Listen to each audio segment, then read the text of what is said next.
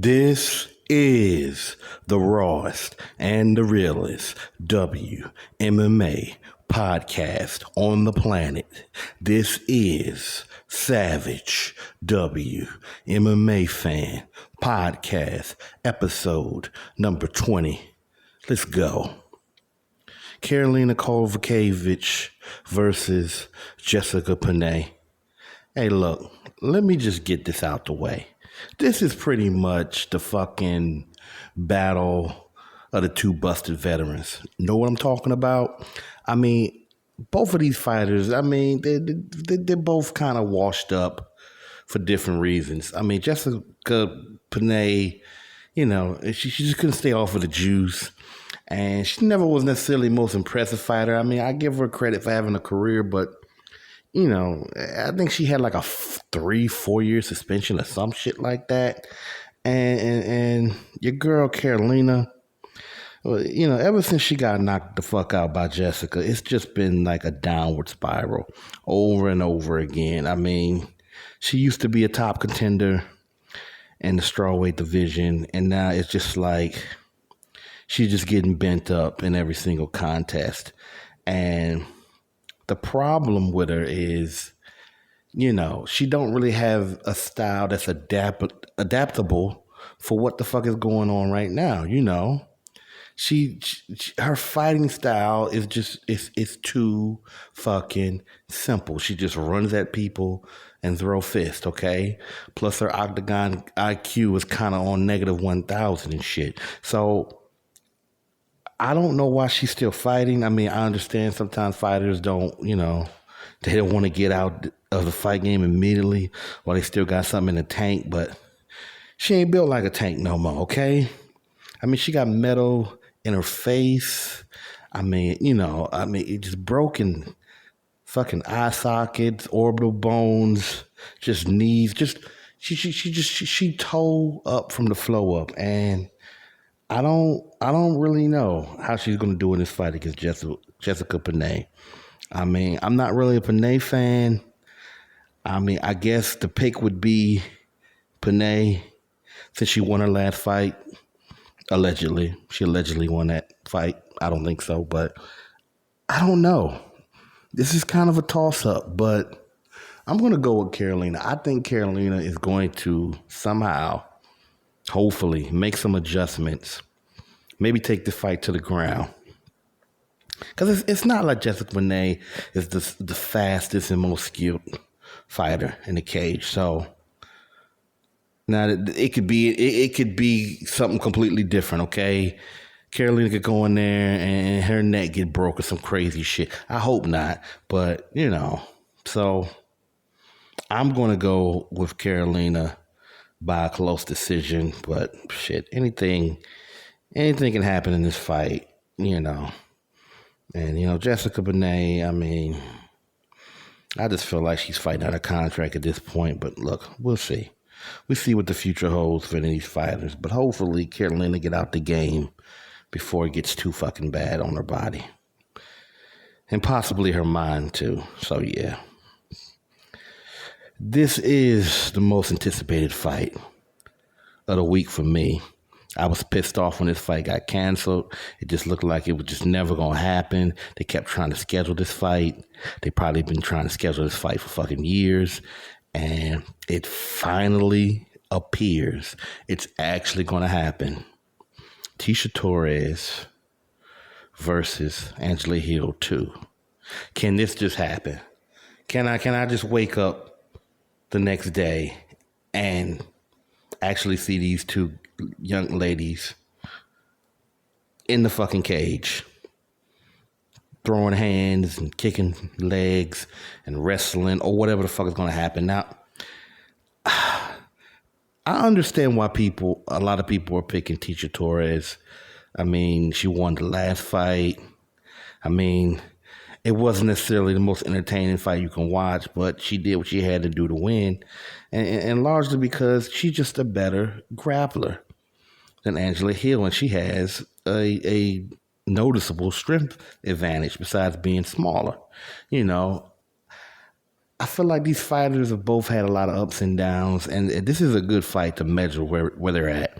You know, is Tecia Torres, after losing like 4 in a row close matches and then winning 2 in a row, like, is she for real now? Is she finally explosive enough on offense to, move up the food chain? Is Angela Hill, who lost a lot of questionable decisions,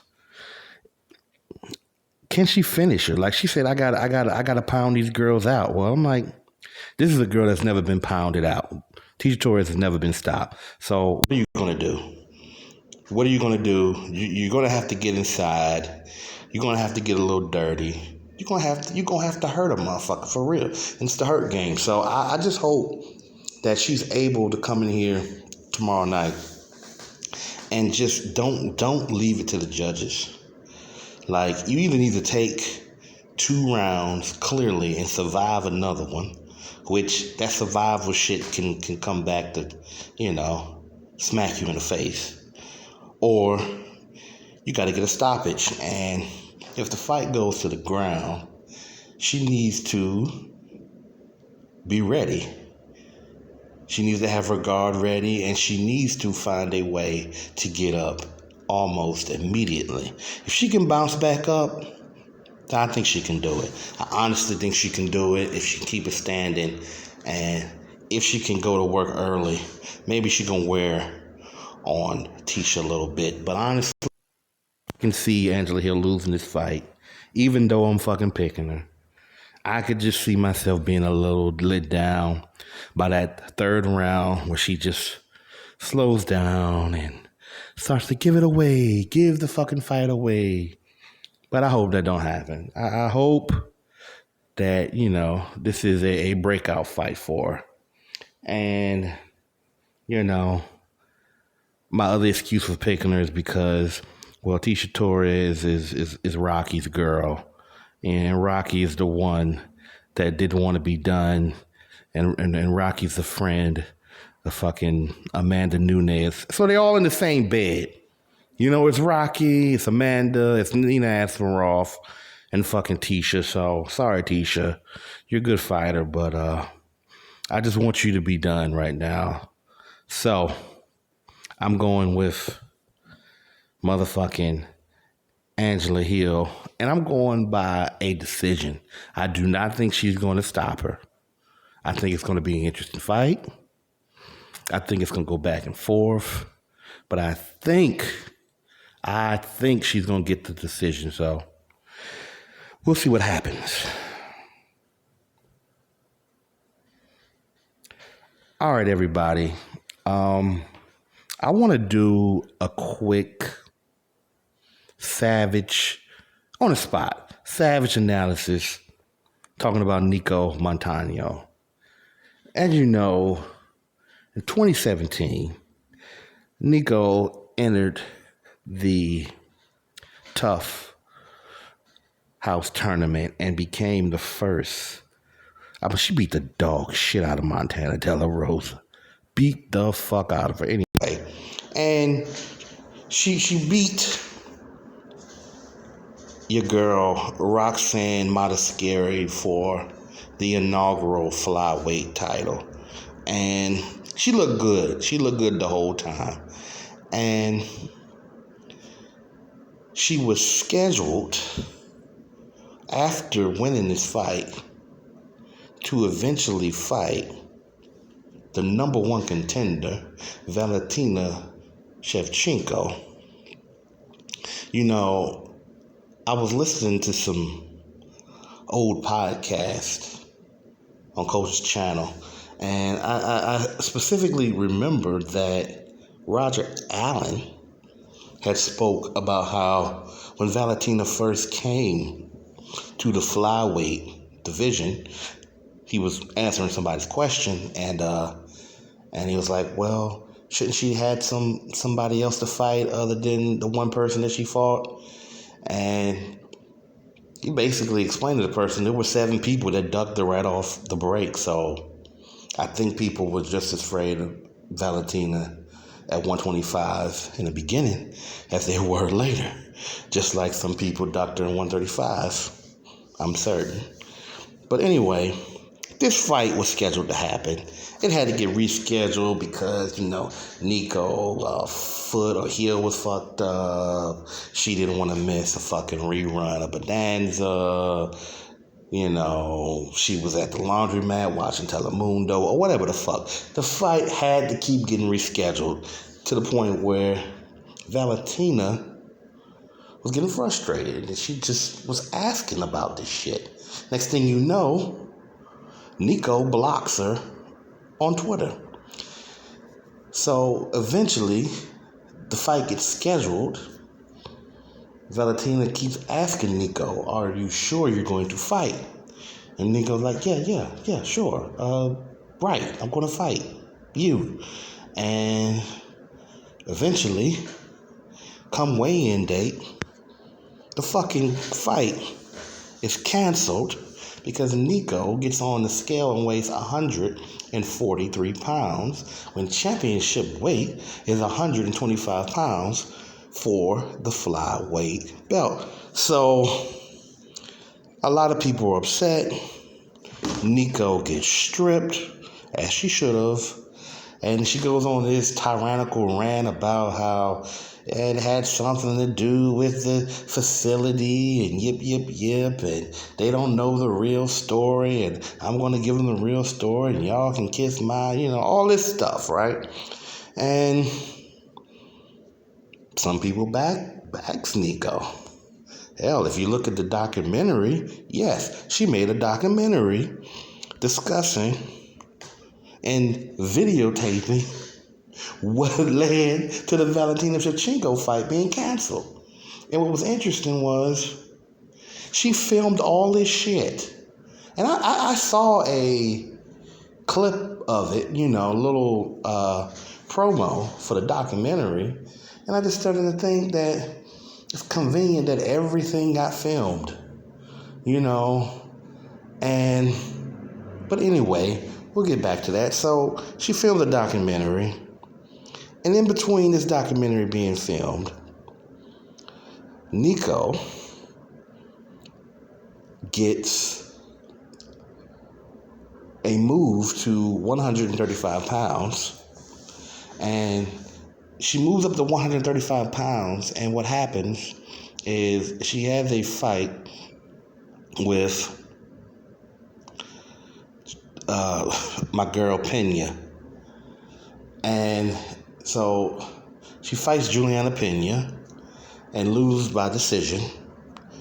She was able to make weight then, but for some strange reason, she wasn't quite able to compete any other time. Well, it's like I think she had like one fight in like about 4 years and shit. So she was always seen like just a reminder. She milked the fuck out of this belt, okay?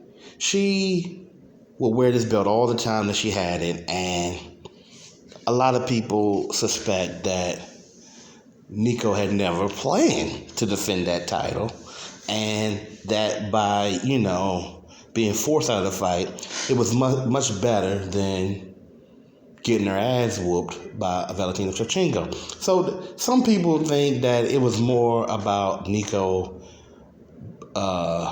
being afraid of losing the title or losing it in an embarrassing way. I think that's part of the truth, but I don't disagree. I don't agree with people who believe that Nico was not afraid of Valentina Shevchenko. I don't fucking believe that. I don't. I think there was some legit fear of a fucking Valentina head kick, a overhand left, a ground and pound, crucifix, or whatever you would come up with that she would have did to fucking Nico. I think it would have been a competitive fight up to a point, but eventually she would have sliced and diced the fuck out of Nico Montano. So, yeah, maybe there was less fear for her than it was for the average motherfucker who would have been fighting somebody like Valentina Shevchenko. But I absolutely believe that she had fear that was legit.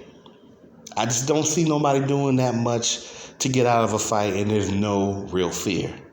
That's just my opinion. So, Nico Montano, very beautiful lady, by the way. She just can't fucking make weight. So, recently, Nico Montano had a fight scheduled with Wu Yanan, and she could not fucking make weight. She just could not make weight to save her motherfucking life. And when you see her on the scale, you just see the defeat of Nico Montano. Nico Montano is clearly done. And she had just released the damn documentary like a few days before, or like the little promo for it. And she basically did it to herself. I mean, Nico struck out twice, y'all. Nico was an undisciplined fighter who held on to the title as long as she could until she was forced to fight a fighter that she was afraid of dealing with, and dealing with the embarrassment that she did not believe that she could defeat, even though her own team believed in her. Now, personally, Nico was probably a decent individual, but on a professional level, this is bad. This is terrible. This is unacceptable. And this is why Dana White said what he had to say about Nico. Because, you know, what choice did he have? I agree. You know what I mean? Yeah, that's their deal, their responsibility. Yeah, and Nico in a bit, but might as well ask about her now. Kind of what's the latest? What's the communication been like? Because obviously it's been a rough past couple years for her. Yeah, I mean, I don't know off the top of my head, but like over 3 or 4 of her fights have been canceled. You know, I think that no matter what weight class you put her at, she seems to have a hard time making weight. You know, this might not be the sport for her. Look at Nico. I mean, basically, that's the gist of it. And so, of course, she was cut a few days after the fight was supposed to take place. And yeah, I wish her the best. I don't know what direction she's going to go in, but I'm sure she's amassed enough connections and she has enough experience in certain areas to, you know, maybe she want to stay in combat sports. I don't know to what degree she wants to stay in it. Does she want to do broadcasting, interviewing, shows? I don't know. Maybe she has a gym somewhere, or, you know, again,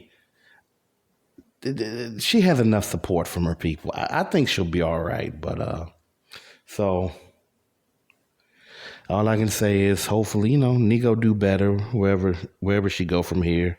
If she decides to keep fighting, and, you know, salute Nico Montano. Take care of yourself. All right. So Amanda the Lioness Nunes has recently contracted has recently came in contact with the sea. And we all know what the sea is. And, you know, I was just listening to, shout out to Wild Tiger Eyes. She had a video where Juliana Pena was basically questioning whether or not does Amanda and her whole family actually have COVID, and saying something like she used this excuse before, and, you know, I just need to know whether or not it's true. And then Dana's like, don't worry, you're gonna get your fight and all this and that. And, you know, she brought up a little interesting questions, but I don't think Amanda is faking it. I think it's legit. I think Amanda caught something.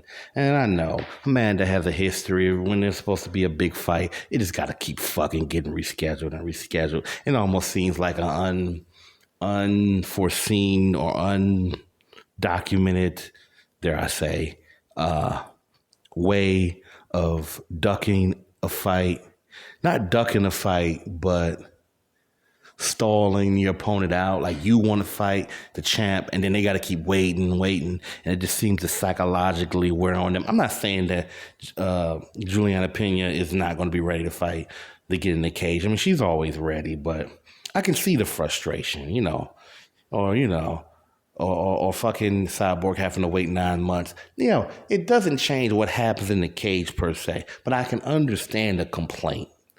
Let's say that much. I can understand the complaint of shit happening when you're ready to fight, when Megan Anderson, had an extended break, she probably needed 3 more months, because the way she looked fucking petrified in there, she kind of had no business being in there with fucking Amanda Nunes. I mean, she beat her ass and had her moving around like her fucking head was like a pin machine, a ball in a pin machine or some shit, just some shit like that. So anyway, but I really want to blame her wife.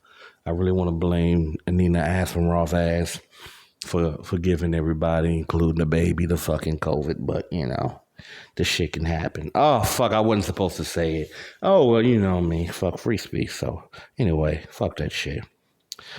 So, I just want to take a moment to talk about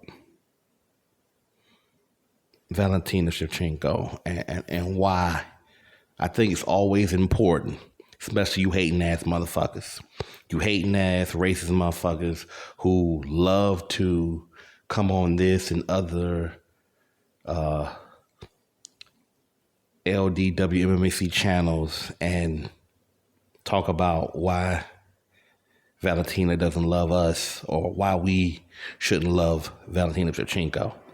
I told you before, Valentina Shevchenko is platinum savage status on this motherfucking channel. And ain't nothing happen, or I doubt anything will happen to ever fucking change that. Know what I'm talking about? But sometimes you just gotta remind motherfuckers why, indeed, she is still a motherfucking savage.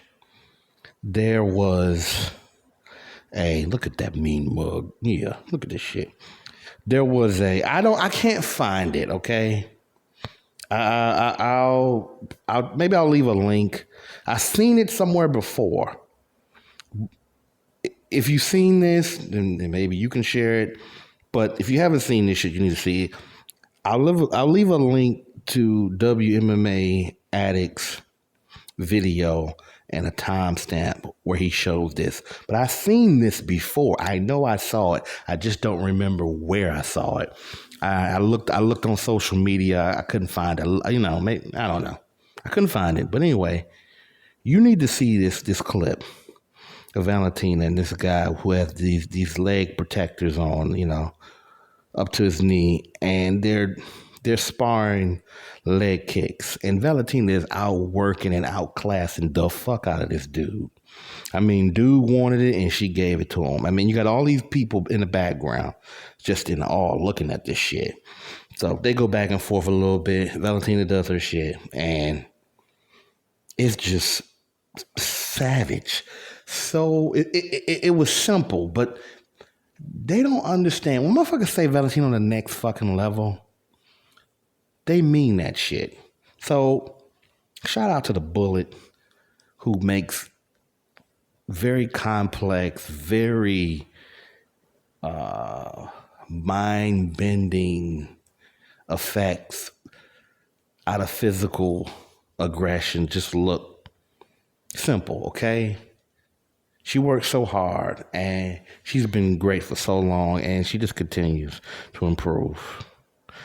And, even this is, I had to get this picture even though it was a little old, but this is like this year, okay? She's throwing it in the face of you motherfuckers who can't make weight, who can't get in shape. I mean, look at that fucking sandwich. I mean, it looked like, what's this, some mac and cheese? I don't know maybe some protein. I don't know what it consists of. I just know it consists of a picture with greatness around it, okay? Valentina, the bullet Shevchenko. So, big ass salad. I mean, she probably can eat more than I can. And I'm about 3 times this size. So, at the end of the motherfucking day, just salute the bullet. Salute the bullet and salute all the supporters of the bullet. That's all I gotta say right now. Moving on.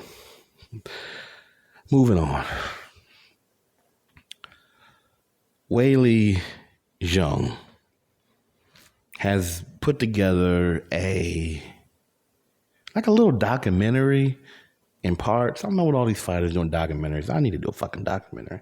But anyway, so Savage hears that Weili has finally overcome her sadness and depression and shock of losing by that horrible head kick that Nunes put on her ass at UFC 261. And I gotta say, I mean, there was a lot of excuses that she had made after she lost the fight, the crowd and all that. And the bottom line is, while I listened closely to some of the stuff she was saying, there was something in this interview that she spoke of that really, brought attention to this. I think it's only 2 parts that's out now of this interview that she had. And she referred to Rose Namajunas as a god. And hey, I appreciate that as a Rose fan, She has godlike qualities with her footwork. Nah, I'm just playing, but still, I understand that people were a little surprised because she was saying she's the number one. I gotta respect her as a god, and she's the best in the world right now. And my understanding was through the translation, she didn't mean God like in a very religious sense. She just meant that she was number one.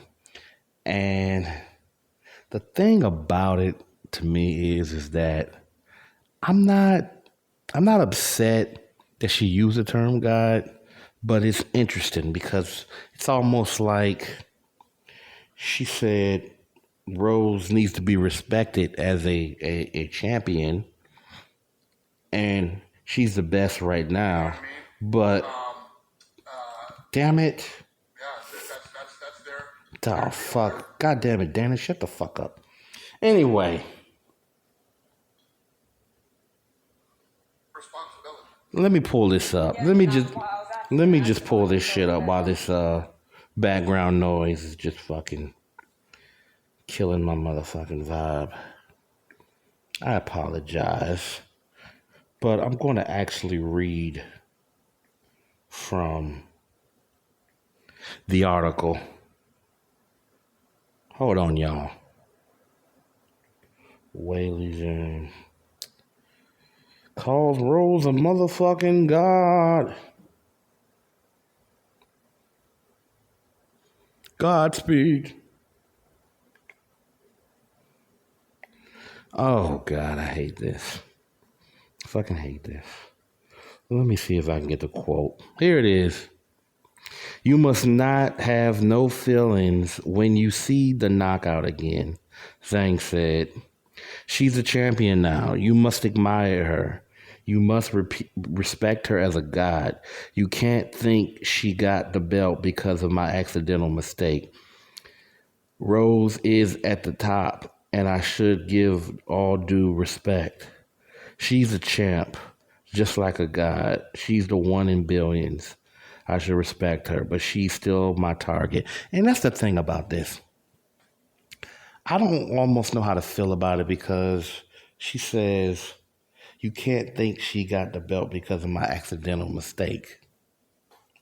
Yeah, you made a mistake, but then, at the same time, you kind of got caught because people were planning around.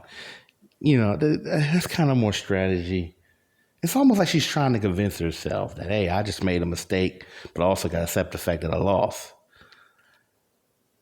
But in turn, it sounds like she hasn't really accepted it. Like, I'm telling you, if you read the article, she keeps bringing up this shit about how I had so many people there with me, and I couldn't believe that the fight ended so quick, or because that happens sometimes. And she also said, is the fight really over when she woke up? It's just, I don't believe she's truly over it. That's my opinion. I don't think she's over it. I don't think she's over it. And calling Rose Namajunas as a guy is not going to help her get over it.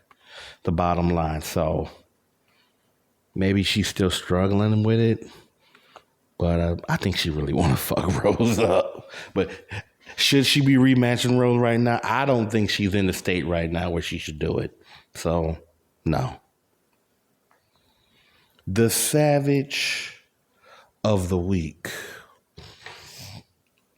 The Savage of the Week is Cheyenne Buys. Cheyenne Buys fucked up Gloria DePaula. You need to go back and see this. I mean, this fight was very short. A few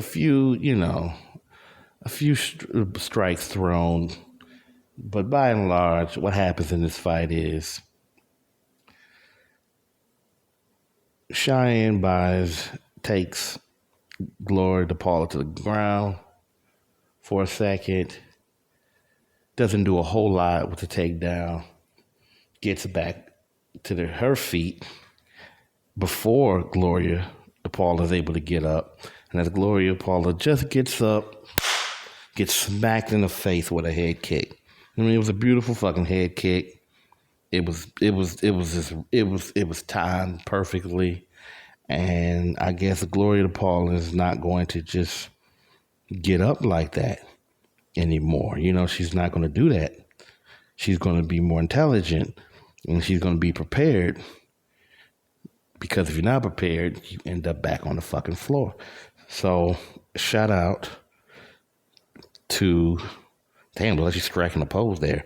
Shout out to Cheyenne Buys for bouncing back after her loss to Mazerat Conejo, who basically just had her living in a headlock for most of the fight, her last fight. And, Gloria